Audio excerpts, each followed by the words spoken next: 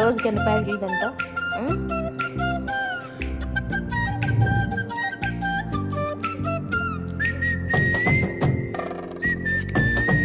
పిల్లని దేవుడా అంటే పిల్ల రాక్షసుని ఇచ్చాడు రా నాయన నాకు.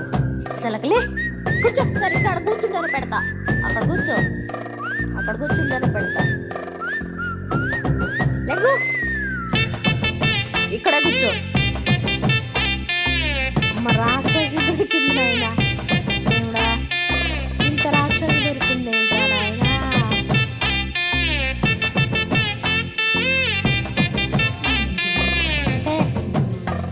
చాలే ఇంకా, ఇది నేను తింటా. చూడ నాళ్ళకి ఎంత బాగుందో.